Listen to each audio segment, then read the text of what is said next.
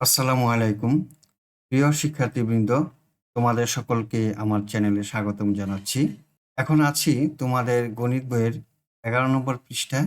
আমরা এই পৃষ্ঠায় দেখতে পাচ্ছি রতন তার বাবার সঙ্গে সাইকেল কিনতে দোকানে গেল।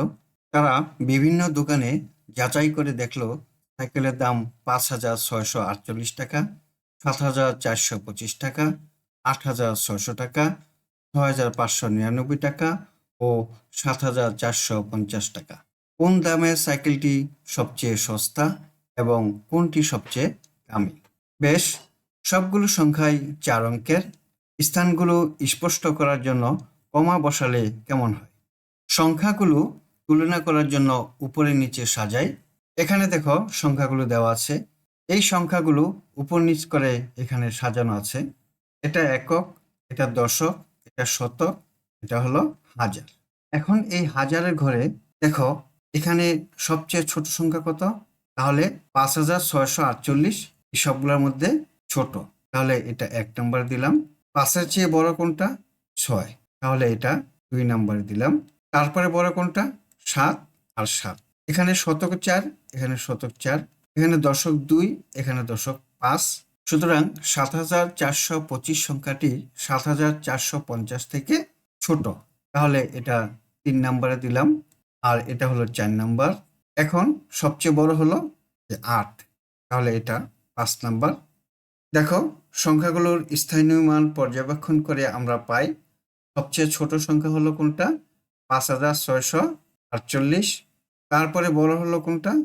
২, ৬,৫৯৯। তারপরে বড় হলো ৭,৪২৫। তারপরে বড় হলো ৭,৪৫০ এবং সবচেয়ে বড় হলো ৮,৬০০। এখন এই সংখ্যাগুলোর মধ্যে সবচেয়ে ক্ষুদ্রতম সংখ্যা হলো ৫,৬৪৮ এবং সবচেয়ে বৃহত্তম সংখ্যা হলো ৮,৬০০।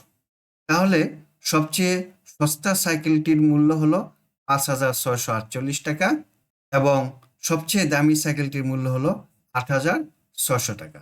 এটা বৃহত্তম। আমরা সংখ্যাগুলোকে বৃহত্তর থেকে ক্ষুদ্রতর ক্রমেও সাজাতে পারি। সবচেয়ে বড় হলো ৮,৬০০, তারপরে ছোট ৭,৪৫০, তারপরে ছোট ৭,৪২৫, তারপরে ছোট ৬,৫৯৯ এবং সবচেয়ে ছোট হলো ৫,৬৪৮। এখন এই ১ নম্বর অঙ্ক দেখি। নিচের সংখ্যাগুলোকে বৃহত্তর থেকে ক্ষুদ্রতর এবং ক্ষুদ্রতর থেকে বৃহত্তর ক্রমে সাজিয়ে চিহ্ন দ্বারা প্রকাশ করি। এই সংখ্যাগুলো নিয়ে আমরা এখন কাজ করব। প্রথমেই সংখ্যাগুলো উপরে নিচে সাজিয়ে তুলনা করলে ভালো হয়। আমরা এখন উপরে নিচে সাজাই। আমরা এই সংখ্যাগুলোকে উপর নিচ করে সাজালাম। এটা হলো একক, দশক, শতক, হাজার, অযুত, লক্ষ, নিযুত এবং কোটি। এখন আমরা এই সংখ্যাগুলো বৃহত্তর থেকে ক্ষুদ্রতরে সাজাবো। এখানে কোটির সংখ্যা শুধুমাত্র একটি আছে, তাই এটা সবচেয়ে বড় সংখ্যা। এখন বৃহত্তর থেকে সাজাই। সবচেয়ে বড় সংখ্যাটি এখানে লিখলাম। এবার নিযুতের ঘরে এখানে কোনো সংখ্যা নেই। লক্ষের ঘরে এই সংখ্যাটি আছে, তাই এই সংখ্যাটি দ্বিতীয় বৃহত্তম। আমরা এখানে লিখি। লক্ষের ঘরে এই ৭-এর পরে আছে ৩ সংখ্যা, তাই এই সংখ্যাটি এর চেয়ে ছোট। আমরা লিখি। এখন অযুতের ঘরে ৫ আছে আর এখানে ৯ আছে, তাই এই সংখ্যাটি বড়। আমরা এখন এই সংখ্যাটি লিখি। এখন সবচেয়ে ক্ষুদ্রতর হলো এই সংখ্যাটি। আমরা লিখি। আমরা সংখ্যাগুলোকে বৃহত্তর থেকে ক্ষুদ্রতরে সাজালাম। এবার ক্ষুদ্রতর থেকে বৃহত্তরে সাজাবো। এখানে সবচেয়ে ক্ষুদ্রতর সংখ্যা হলো এটা। আমরা এখানে লিখি। এর চেয়ে বড় হলো এই সংখ্যা, তারপরে বড় এটা, তারপরে বড় এই সংখ্যা, সবচেয়ে বড় হলো এই সংখ্যাগুলা। আমরা ক্ষুদ্রতর থেকে বৃহত্তরে সংখ্যাগুলোকে সাজালাম।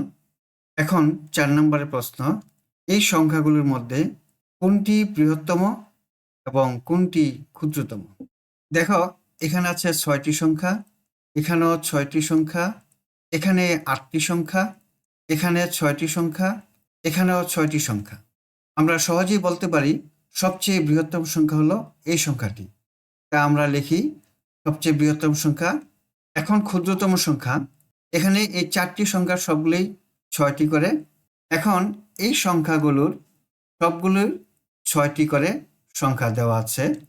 এখন দেখি প্রথম সংখ্যাটি হলো এটার 8, এর হলো 6, এর হলো 9, এর হলো 5।